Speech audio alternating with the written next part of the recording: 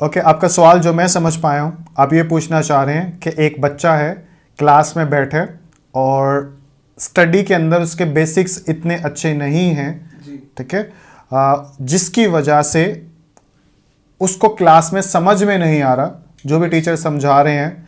तो अब जब समझ में नहीं आ रहा तो आ, उसको क्या करना चाहिए, क्योंकि वो परेशान है। इस सवाल को थोड़ा सा और खोलते हैं या और ज़्यादा स्पेसिफाई करते हैं महदूद बच्चों तक, क्योंकि अभी भी कुछ क्वेश्चंस इसके अंदर अनडिफाइंड हैं। जैसे वो बच्चा जो है गवर्नमेंट स्कूल में पढ़ता है या प्राइवेट स्कूल में पढ़ता है, ठीक है, वो बच्चा जो है उसके पास ट्यूशन के पैसे हैं या नहीं हैं, क्योंकि हर सिनेरियो में चीज़ें बदलती रहेंगी। क्योंकि अगर कोई बच्चा स्कूल में पढ़ता है, बेसिक वीक है, उसको समझ में नहीं आ रहा और उसके पास पैसे हैं उसके फादर के पास, तो वो ट्यूशन, अच्छी ट्यूशन हायर कर सकता है, पर्सनल ट्यूशन हायर कर सकता है, तो उसका एक सोल्यूशन अलग हो जाएगा। तो मुझे लगता है कि हम किसी एक तरह के बच्चों के ऊपर बात करते हैं ताकि किसी जगह पे पहुंचें और उस तरह के बच्चों को एटलीस्ट फ़ायदा हो। तो हम ऐसा करते हैं, ज़्यादातर 9-10 के बच्चे हैं तो 9-10 क्लास का बच्चा लेते हैं कि एक 9th और 10th क्लास का बच्चा है और वो गवर्नमेंट स्कूल के अंदर मौजूद है, उसके अब्बू के पास इतने पैसे नहीं हैं कि वो ट्यूशन्स पढ़ा सकें, बस उसकी दुनिया यही है कि सुबह स्कूल जाए, शाम को घर आए, और शाम को कह रहा दोपहर को घर आए, और उसके बाद जो है अगले दिन उसने स्कूल जाना है। और किसी वजह से पिछली क्लासेस के अंदर उसने अच्छी पढ़ाई नहीं की, ठीक है, और अब 9-10 के अंदर उसको ये महसूस हो रहा है कि यार मुझे पहले पढ़ना चाहिए था, और अब वो पढ़ने की कोशिश करता है तो उसको समझ में नहीं आता। अब समझ में ना आने की वजह भी मुख्तलिफ हो सकती है, ठीक है, थोड़ा सा उसको भी डिस्कस कर लेते हैं। जैसे टीचर अच्छा नहीं पढ़ा रहे इसलिए भी समझ नहीं आ रहा, या फिर कह लो कि गवर्नमेंट स्कूल में तादाद ज़्यादा होती है तो टीचर्स पढ़ा नहीं पाते इसलिए समझ में नहीं आ रहा। यस, आप बोलिए। मैं बेसिकली ऐसे बच्चे की बात कर रहा हूँ कि टीचर सही पढ़ा रहे हैं, बाकी बच्चों को समझ में आ रही है, ओके, लेकिन वो नहीं गेट कर पा रहा। ओके, आप ये कह रहे हैं कि वो, यानी बच्चे को और स्पेसिफाई कर लेते हैं कि बच्चा जो है गवर्नमेंट स्कूल में पढ़ता है और टीचर्स सही पढ़ा रहे हैं, अच्छा टीचर सामने खड़ा है, लेकिन उसको समझ में नहीं आ रहा है क्योंकि उसके बेसिक्स वीक हैं, ठीक है, या पहले से उसको पढ़ने की आदत नहीं है। तो अब वो क्या करे, ठीक है। तो सवाल में एग्जैक्ट जगह पे अब हम पहुंच चुके हैं, ठीक है। बड़ी अब यहाँ से एक और चीज सीखने को मिल रही है कि सवाल भी कितना यानी कि डेप्थ रखता है, कि के अंदर भी सवाल होते हैं, सवाल के अंदर भी सवाल होते हैं, बंदा ढूंढना पड़ता है कि किस बंदे के पॉइंट ऑफ व्यू से हम बात करने वाले हैं। तो मुझे ये लगता है कि एक ऐसा बच्चा जिसके बेसिक्स वीक नहीं है, ठीक है, सबसे पहले तो मैं उसको शाबाश दूंगा, या उसको मुझे ये जान के अच्छा लग रहा है कि वो पढ़ने की कोशिश कर रहा है, ठीक है, क्योंकि ऐसे बहुत कम बच्चे होते हैं जिनको ये रियलाइज़ हो पाता है कि मुझे पढ़ना चाहिए, और वो कोशिश करते हैं कि मुझे क्लास में समझ में आए। हर बच्चा इस तरह रियलाइज़ नहीं कर पाता और समझ नहीं पाता। तो सबसे पहले उस तरह के बच्चे अगर इस वीडियो को देख रहे हैं तो सबसे पहले तो मैं आपको शाबाश दूंगा कि आपने किसी भी तरह से एक अचीव किया, एक, यानी लाइफ जो होती है ना वो स्टेप्स होती हैं जिसमें आप आहिस्ता आहिस्ता ऊपर जाते हो, ठीक है, कुछ बचपन से ऊपर जा रहे होते हैं, कुछ थोड़ा देर से शुरू करते हैं।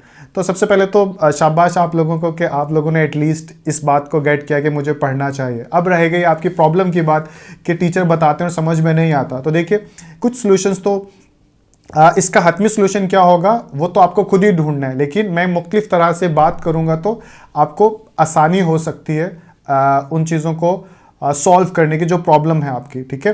जैसे लेट्स सपोज आपका मैथ है, यानी कि आर्ट्स के सब्जेक्ट्स के अंदर तो हमें इतनी ज़्यादा ट्यूशन की ज़रूरत नहीं पढ़नी पड़ती, नहीं होती, क्योंकि हमें बस याद करना होता है और उतना कोई ऐसा है नहीं समझे। तो main physics, chemistry, bio, math, in science के सब्जेक्ट्स के पॉइंट ऑफ व्यू से बात करते हैं। तो अब देखिए, मैथ है, जैसे उस बच्चे को समझ में नहीं आ रहा, सबसे पहले तो मैथ के पॉइंट ऑफ व्यू से ही बात कर लेते हैं, हम मैथ पढ़ाते भी हैं। तो आप लोगों को मैं यानी कि इस तरह के बच्चों को मैं ये कहूँगा कि एक चीज़ माइंड में बांध लें कि उन लोगों को डबल एफर्ट्स करनी है, ठीक है। जैसे एक नॉर्मल बच्चा है, वो क्लास में आके बैठता है और टीचर समझाता है, उसको समझ में आ जाता है, घर जाके वो प्रैक्टिस करता है और उसको उसका काम क्लियर हो जाता है। लेकिन आपने क्योंकि पहले से नहीं पढ़ रखा तो आपको डबल ट्रिपल, यानी इसको जितना भी एक्स कर लो आगे, यानी आपको उनसे बहुत ज़्यादा मेहनत करनी है, ठीक है। अब ये तो एक जुमला हो गया कि आपको बहुत मेहनत करनी है और इसका तो पता भी होता है, लेकिन सवाल ये है कि इसका सोल्यूशन क्या है। जैसे आप हमेशा, यानी कल भी कहते हैं सर सोल्यूशन क्या है, मेहनत तो सबको ही पता होता है। तो देखिए, मेहनत कुछ इस तरह से करनी है, यस आप बोलें, क्या बोलना चाह रहे हैं?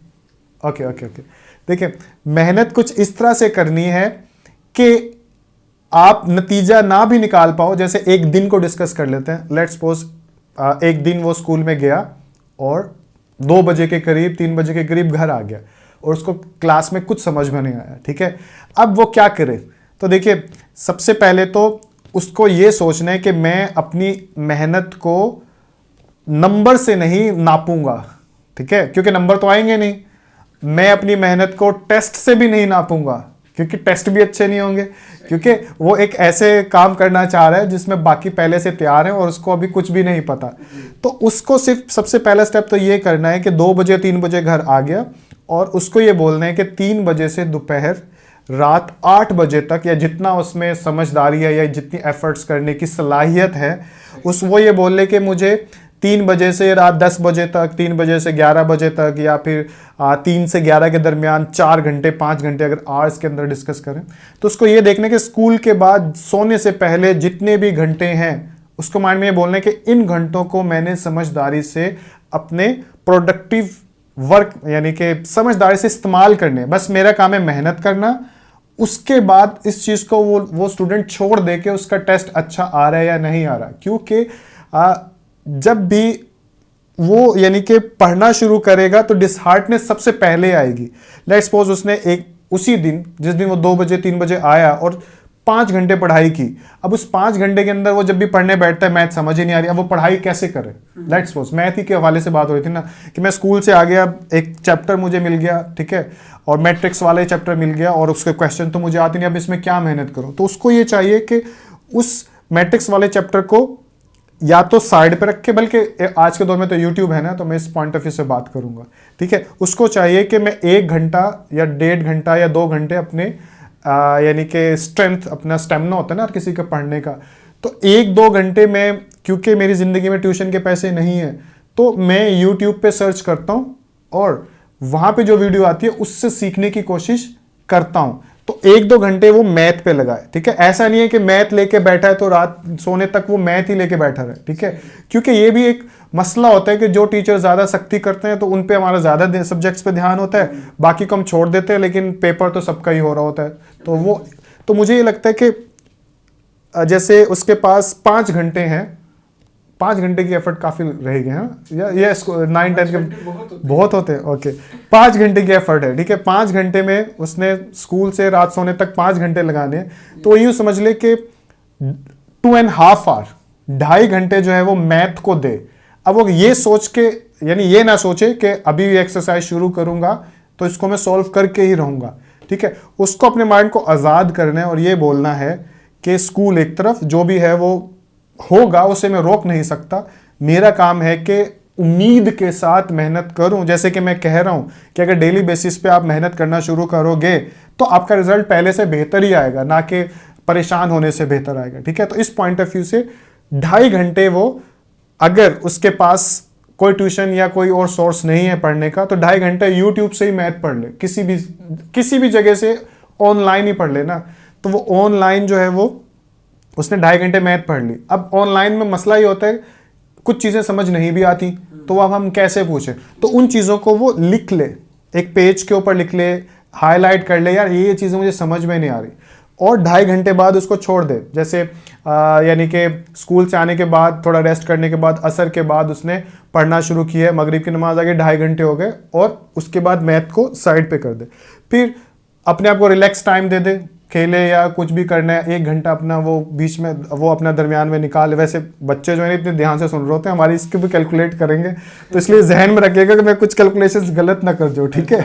तो ये भी मुझे लगता है कि 2.5 घंटे मगरिब तक हो जाएंगे अगर वो 2 बजे 3 बजे घर आता है। अभी आजकल तो इस मौसम में तो नहीं होंगे। चलिए बच्चों एक जर्नल आइडिया मैं आपको दे रहा हूँ, ठीक है। मेरे इन घंटों को नापने ना लग जाना, बस इस नंबर को जहन में रखो कि 2.5 घंटे आपको देने के बाद, स्कूल से आने के बाद 2.5 घंटे मेहनत करके देने हैं, और मेहनत करके फोकस के साथ फिर आपने छोड़ देना है। छोड़ने के बाद खेलो कूदो, 1-1.5 घंटा अपनी लाइफ में अपने घर वालों से मिलो, दोस्तों से मिलो, कुछ भी रखो। फिर जैसे ईशा की नमाज होती है, खाना खाने के बाद फिर आप सोचे अब मैंने सोने से पहले फिर 2.5 घंटे जो है वो स्टडी को देना है। फिर वो डेली बेसिस पे क्या करे, फिजिक्स को, केमिस्ट्री को, अब वो खुद ही, यानी कि मैं पूरा सोल्यूशन नहीं बता सकता, मैं एक आइडिया दे सकता हूँ कि वो अपने बाकी सब्जेक्ट, क्योंकि मैथ में मैंने 2.5 घंटे इसलिए रखे हैं क्योंकि उसमें लिखने का काम ज़्यादा होता है, फिर वो ये देखे कि उसको किस में इंटरेस्ट है, उस सब्जेक्ट को पहले कर ले, या फिर जो समझ में आया उसको डेली बेसिस पे देख ले, आर्ट्स के देख ले। यानी 2.5 घंटे उसको अपनी और पढ़ाई पे लगाने हैं, और सोने से पहले ये बोल लें अपने आप को कि आज के दिन जो मैं कर सकता था वो मैंने किया, ठीक है, और फिर सुकून से सोना चाहिए। फिर यानी कि मैं आप लोगों को ये बात बता रहा हूँ कि इसके अलावा इंसान के बस में कुछ भी नहीं है, ठीक है। इंसान के बस में ना बस एक ही काम है कि जो वो कर सकता है वो ज़्यादा से। एक चीज़ और है, अगर कोई बच्चा बहुत ही ज़्यादा मेहनत करने वाला है और उसके अंदर पावर है, विल पावर है, या एक होते हैं, हर तरह के बच्चे होते हैं, किसी से तो 5 घंटे भी नहीं पढ़ा जाएगा, किसी के लिए हो सकता है 5 घंटे कम हो, ठीक है, तो वो और ज़्यादा पढ़े। लेकिन एक चीज़ का ख्याल रखें कि वो 8 घंटे की नींद जो है वो पूरी अपनी होनी चाहिए, तभी एक अच्छा दिमाग अपनी बॉडी के अंदर वो रख पाएगा, ठीक है, ग्रोथ भी हो पाएगी उसकी। तो अब एक दिन उसने गुजार लिया, अब नेक्स्ट डे आ गया। नेक्स्ट डे वो क्या करेगा, वो जो मैथ की चीज़ें थी ना पीरियड से पहले या पीरियड के दौरान, वो अपने दोस्तों से पूछे, ठीक है, और अपने आप का रुझान बनाए उन लोगों के, यानी जो होशियार बच्चे होते हैं ना, मेरे साथ भी ऐसा था, मेरी लाइफ में ऐसा फेस था, मैंने आप लोगों को बताया भी था, इमरान था, मैं अपनी बात नहीं बताऊंगा, बस एक जर्नली साइड लाइन करता जाऊंगा। उस यानी वो पढ़ाई में इतना अच्छा था और मैं सोचता था इसको सब कुछ ही आता है, अगर ये मेरा दोस्त बन जाए तो मेरे मसले आधे हल हो जाएंगे, क्योंकि डिप्लोमा की ट्यूशन्स नहीं होती थी। तो मैंने उसको इज्जत देना शुरू की, उसके साथ रिस्पेक्ट उसको, यानी कि अगर आप वीक हो तो आपको सबसे पहले तो अपनी अकड़ खत्म करनी है, ठीक है, कि अगर कोई और होशियार बच्चे जिनको जो चीज़ आती है उनको थोड़ी रिस्पेक्ट देनी है, ताकि वो आपको बदले में थोड़ा सा वक्त दे सकें, ठीक है। तो ये चीज़ जहन में रखिएगा, जब आपको कुछ चाहिए तो आपको अपना एटीट्यूड, अपना रवैया जो है वो बदलना होगा। तो फिर होशियार बच्चों के साथ आहिस्ता आहिस्ता रहना शुरू करें। तो जैसे उसको उस दिन जो चीज़ें नहीं समझ में आई थी, वो उन क्लास में कोई तो उसको मिलेगा ना जिससे वो डिस्कस कर ले, यार ये चीज़ मुझे समझ में नहीं आई है, तुम्हें पता है क्या होता है, कैसे होता है, ठीक है।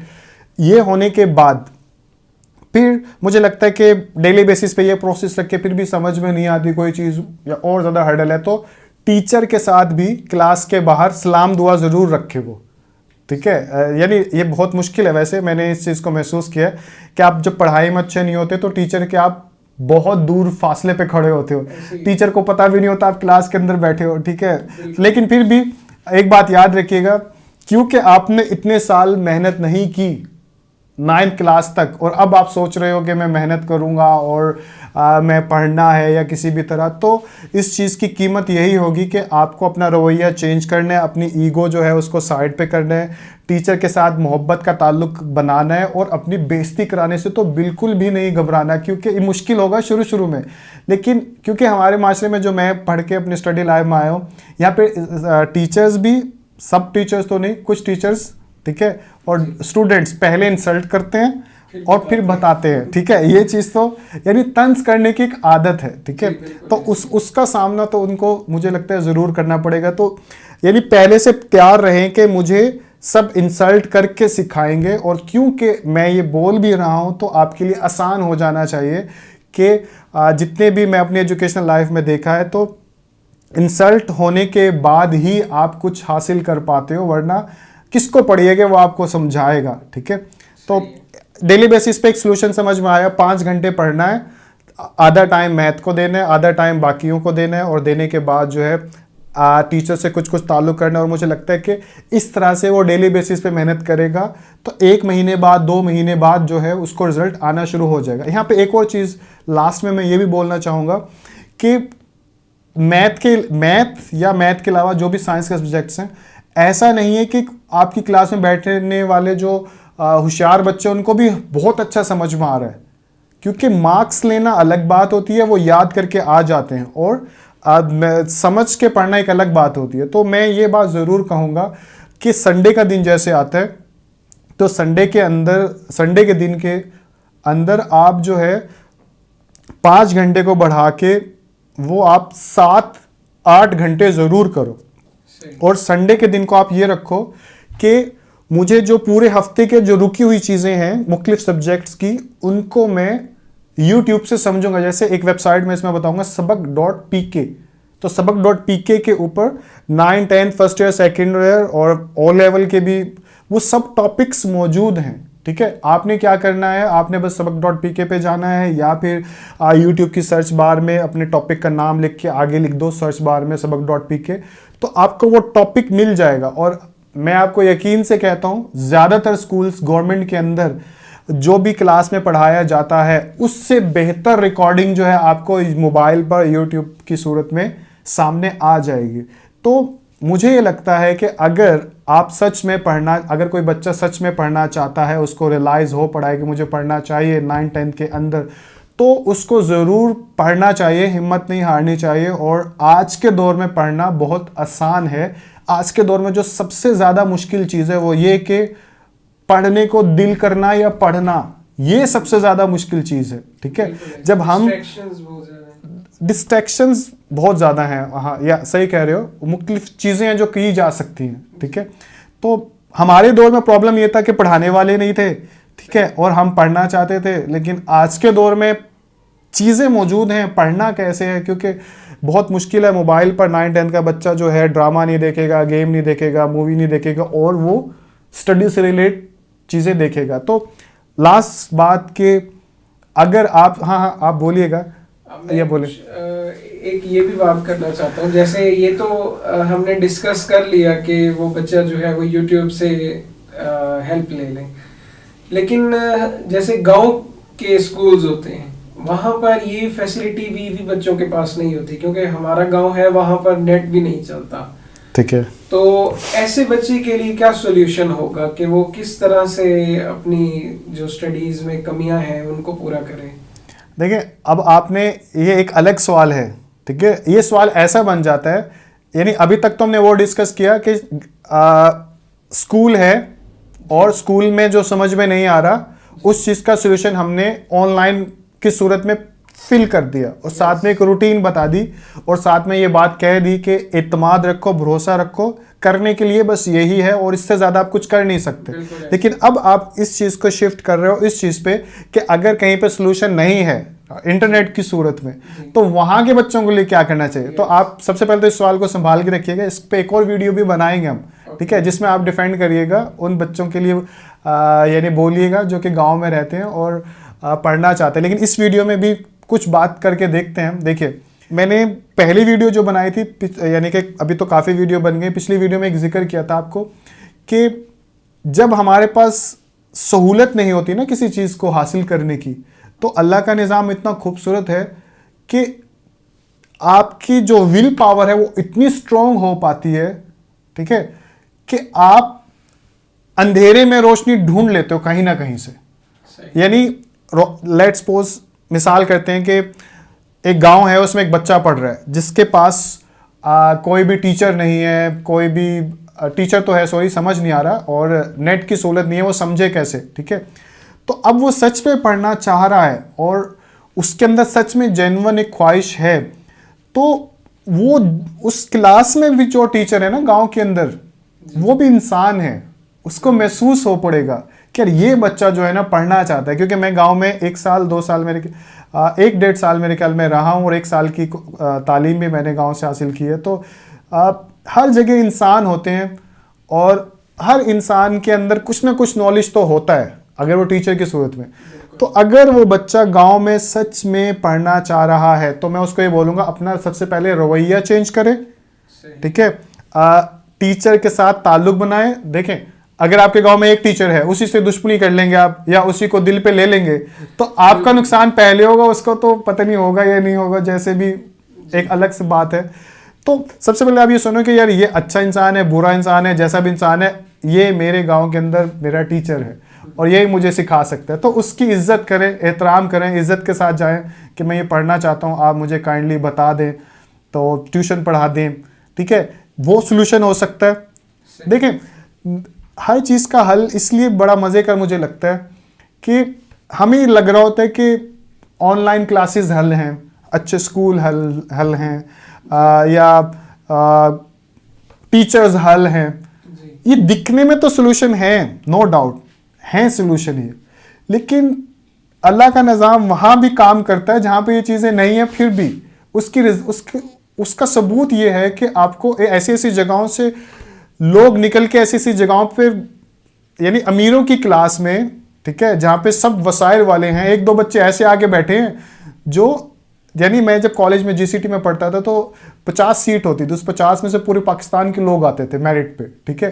तो मैं गांव के बारे में ज़्यादा नहीं जानता था। टाटेपुर की एक जगह होती है, कुक्कड़ हट्टा एक जगह होती है, यानी ऐसी ऐसी जगहें सुनने को मिलती थी। अब देखें, शहर के अंदर क्लास है, उस क्लास में पूरे पाकिस्तान से लोग जमा हो रहे हैं।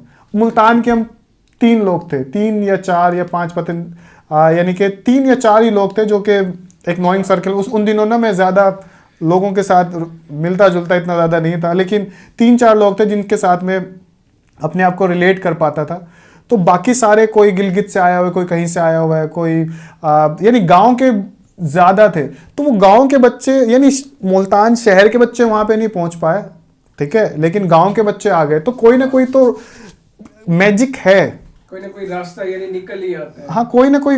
मुझे लगता है कि आप ना, मुझे लगता है कोई भी लड़का अगर सच में कुछ करना चाहता है तो उसका काम है बस करना, और उसके बाद वो बेशक फेल हो जाए, बेशक 50% नंबर ले, बेशक 60% नंबर ले।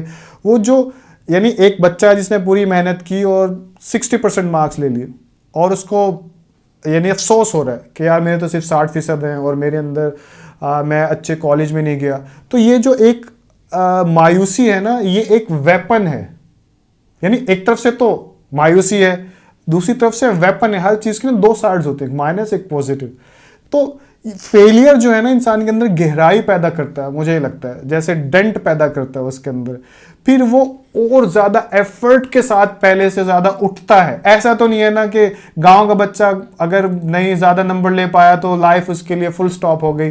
वो थोड़े कम अच्छे कॉलेज में जाता है, किसी और जगह धक्के खाने। यानी मुझे लगता है लाइफ में जब मार्क्स नहीं आते, जब चीज़ें हमें नहीं मिल रही होती, तो हम अंदर से ग्रो कर रहे होते हैं, हमें रोना आ रहा होता है, हमें पता चल रहा होता है, हम मजबूत जान बनते हैं, हम हार्ड वर्कर बनते हैं, हमारा काम करने का रुझान। अब जैसे सलीम मेरे एक दोस्त था, बड़ा अच्छा, यहाँ पे मुझे याद आ रहा है। तो वो, यानी मैं और वो कॉलेज के, यानी कि मेरिट लिस्ट लगनी थी, हम दोनों इकट्ठे खड़े थे। वो भी राजपूत था, मैं भी, तो इत्तेफाक से हम बोल रहे थे, तो रिलेट कर पा रहे थे एक दूसरे को। तो मैंने कहा यार तू यहाँ कहाँ से, मुझे थोड़ा बड़ा लग रहा था वो एज में, तो मैंने कहा आप यहाँ पे कैसे, आप क्यों आए, मेरी आदत है मैं सवाल करता हूँ। तो उसने कहा कि मैंने पढ़ाई छोड़ दी 10वीं के बाद, एफएससी कर रहा था, वो हुई नहीं। मैंने कहा छोड़ो परे, मैं कराची चला गया। वहाँ पे कराची में जाने के बाद मैंने वहाँ पे काम करना शुरू किया। अच्छा। और काम करते करते प्रेसिंग का काम किया गया था। वकास पसीना यहाँ से शुरू होता था और नाखून तक जाता था। तो मैंने कहा सारी उम्र ये काम करने से बेहतर है मैं कुछ पढ़ लेता हूँ, ठीक है।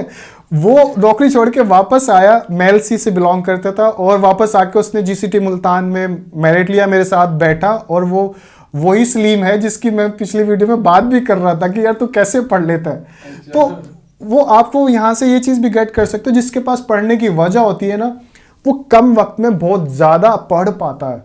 वो बहुत, उसका जो फोकस पॉइंट है ना, वो बहुत अच्छा होता है। यानी आप और मैं सेम एक ही किताब लेके बैठ के पढ़ रहे हैं, तरीका तो एक अलग चीज़ है, पढ़ने का तरीका होता है, ठीक है, लेकिन पढ़ने की वजह उससे ज़्यादा अहमियत रखती है। जब आपके पास पढ़ने की वजह होती है तो मुझे लगता है आप ज़्यादा असलियत वाली रियलिस्टिक अप्रोच के साथ मेहनत करते हो।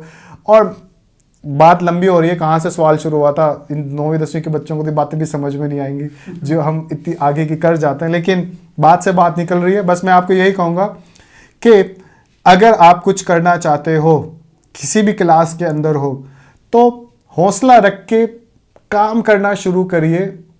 और मेरा तो इस बात पे यकीन है, जब हौसला रख के जब आप काम करना शुरू करते हैं ना, तो शायद आपको पढ़ने की भी ज़रूरत नहीं है। आप जिस जगह जाते हो, जो भी काम करते हो, इतनी मेहनत से करने के आदी होते हो कि वैसा आसपास कोई होता नहीं है, और आप बिना पढ़े भी सक्सेसफुल हो सकते हो। क्योंकि ये दुनिया जो चलती है ना, वो चलती है काम करने वाले लोगों से, मेहनत करने वाले लोगों से। वो फिर चाहे एजुकेटेड है या नॉन एजुकेटेड है। अगर एजुकेटेड कम भी होगा, मुझे लगता है कि 9वीं 10वीं से निकलने के बाद फर्स्ट ईयर सेकेंड ईयर आती है, उससे भी निकलने के बाद आप एक बड़े होने के बाद इतने समझ रखने लग जाते हो कि आपको चीज़ें, कहानियाँ सब कुछ समझ में आती हैं। तो फिर आप दौड़ते हो और आपको पता होता है अब मेरा वक्त है।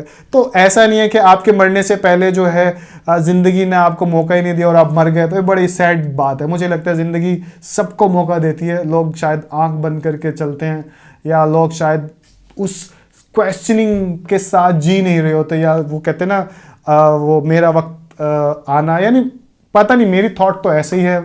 और ज़रूरी नहीं है मेरी जो बात हो सही हो, लेकिन हम सब क्या ये फ़र्ज़ है कि आप जो भी समझते हो, यानी एज अ टीचर मैं जो भी बेहतर जानता हूँ तो मेरा फ़र्ज़ है कि मैं अपने बच्चों को बताऊं। और मैं ये नहीं कहूँगा कभी भी मेरी किसी भी वीडियो में जो भी बात की गई है आप उस पर आँख बंद करके अमल करो, क्योंकि आँख बंद करके अमल करने से आप कहीं नहीं पहुँचोगे।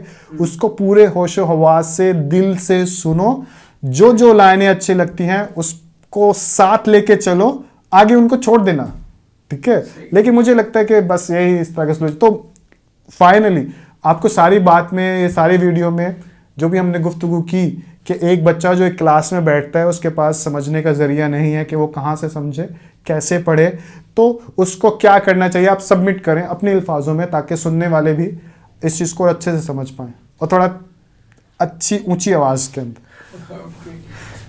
मेरे ख्याल से तो मैं यही कहूँगा कि नंबर 1 तो उस बच्चे को ये सोचना चाहिए कि डेफिनेटली मैंने कुछ चेंज लाना है और बेहतरी लानी है, कुछ काम करना है, तो उसके लिए एक्स्ट्रा मेहनत लगेगी। यानी वो बच्चा जो है, सोचना पड़ेगा। यस, सबसे पहले वो बच्चा ये सोचे कि मेहनत करनी पड़ेगी और चेंज लाना है, चेंज लाना है। ओके।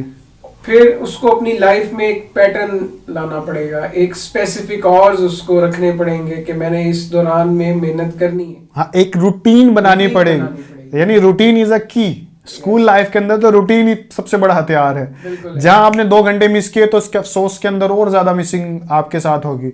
और ऐसा हो नहीं सकता कि ड्रामे आप रोजाना देखते हो, एक दिन देखोगे नहीं तो आपको अंदर से वो ख्याल आएगा। तो आप लाइफ चेंज करके ही आप अपने आप की लाइफ चेंज कर सकते हो। अदरवाइज तो सेकंड थिंग इज, पहला चेंज करने के लिए तैयार हो, दूसरा वो अपनी रूटीन बनाए।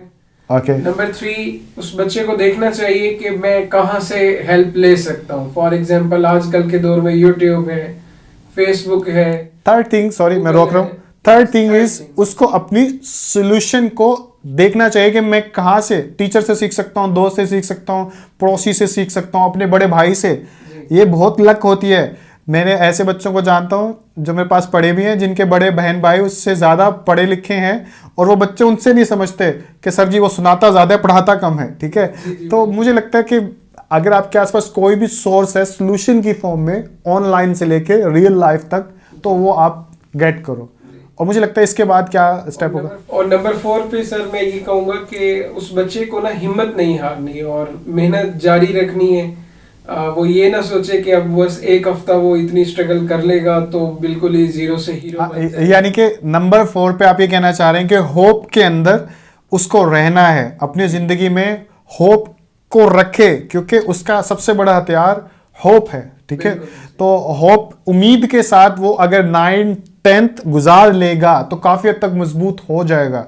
फिर भी अपनी और ज्यादा कमियों को 11 12 में गुजारेगा। मैं अगेन से कह रहा हूं, उम्मीद और मेहनत के साथ ही आप अपनी पिछले सालों की कमी को दूर कर सकते हो। और एक सच्चा ऑनेस्ट इंसान अपने, यानी ईमानदारी के साथ पढ़ने वाला, मेहनत करने वाला ही किसी जगह पहुंचेगा। अपनी पुरानी, यानी एट द सेम टाइम आपने नया भी सीखना है डेली बेसिस पे, पुराना भी रिकवर करना है। तो आपको एट द सेम टाइम दो स्टूडेंट्स वाला काम करना है, ठीक है। और अच्छी बात यह कि अल्लाह ने हमारे बॉडी के अंदर इतनी स्ट्रेंथ, स्टेमिना रखा है कि अगर जितना चाहो आप अपने पोटेंशियल को बढ़ा सकते हो, जितना चाहो आप अपने एनर्जी लेवल निकाल सकते हो अपने डिजायर को इस्तेमाल करते हुए। तो 4th थिंग इज होप के साथ लगा रहे। और मेरा ये मानना है कि जब होप के साथ, उम्मीद के साथ कोई भी इंसान काम करता है तो वो पढ़ाई से भी ज्यादा आगे चला जाता है। यानी अगर वो शख्स पढ़ाई, पहले बात तो पढ़ेगा तो पढ़ाई में आगे चला जाएगा, लेकिन अगर नहीं भी पढ़ पाता तो वो जो 3-4 साल बाद जो इंसान बन जाता है ना, मेहनत करने वाला, ऑनेस्ट, लॉयल, फोकस के साथ काम करने की सलाहियत है वो उसके अंदर आ जाता है, तो वो किसी भी फील्ड में जाके अपना आपको कामयाब कर सकता है। तो एक जंग है, यानी अल्लाह का निज़ाम इतना खूबसूरत है कि अगर इस जिंदगी के अंदर आप कुछ भी होप के साथ, उम्मीद के साथ, मेहनत के साथ 1-2 साल लगाते हो तो अल्लाह जो है, अल्लाह का निज़ाम जो है वो आपको कहीं ना कहीं वो उसकी रिस्पॉन्सिबिलिटी, यानी हम सबको कुछ तो हमने करना है, कुछ हमें मिलना भी तो है ना। वो जो मिलना है, जो आना है, वो आना डायरेक्टली प्रोपोर्शनल है आपके एफर्ट्स, ईमानदारी, आपकी हार्ड वर्किंग के साथ। तो इसलिए 9th-10th में आज आप छोटे हो, बस ज़्यादा चीज़ें समझ नहीं पाओगे। एक ही बात कहूँगा कि उम्मीद के साथ मेहनत करते रहो। जब कुछ नहीं होता, देखें अभी तो कितनी ज़्यादा लाइट है हमारे कमरे में, ठीक है, लेकिन जब बिल्कुल अंधेरा होता है तो एक जो दिया होता है उसकी रोशनी भी बहुत ज़्यादा लग रही होती है, ठीक है। तो कहीं ना कहीं लाइट जो है वो अपनी ज़िंदगी में लाओ अपनी समझ से। और बस बात को ख़त्म करता हूँ। चौथी चीज़ मेरे ख्याल होप के बाद तो कुछ नहीं रहता, ठीक है। तो भाई ये 4 स्टेप में हमने बताना। एक्चुअली प्रॉब्लम ये हुई कि हम बात कर रहे थे, बात करते करते ये जो कैमरा 30 मिनट्स की रिकॉर्डिंग करता है और फिर ऑफ रिकॉर्डिंग रोक देता है। तो हमने इतनी लंबी बातें कर ली, ये थोड़ी देर बाद हमें पता चला कि कैमरा जो है वो तो रुक गया है। तो फिर हमें दोबारा से जो है पीछे से बात करना शुरू करनी पड़ रही है, जिसकी वजह से वो फ्लो तो शायद आपको ना मिले, लेकिन बात जो कहना चाहता हूँ वो आपको मिल गई होगी। और इस तरह के लेक्चर सुनते रहिए, उम्मीद वाले आज के दौर में अच्छे लोगों के साथ जुड़िए। मैं कहता हूँ हर चीज़ का हल एक ही है कि आप ईमानदार, सच्चे, मेहनत करने वाले बनोगे तो लोग आपके लिए कुछ करना चाहेंगे, ठीक है। बाकी इंशाल्लाह फिर बात होगी। अपना बहुत सा ख्याल रखिएगा। आज बहुत अच्छा लगा मुझे आपसे भी बात करके, कैमरे के पीछे जो है आज आपने वाकई अच्छे से बात का रिस्पॉन्ड किया, ठीक है। तो इंशाल्लाह अगली वीडियो में मुलाकात होती है। अपना ख्याल रखिएगा। अल्लाह हाफिज़।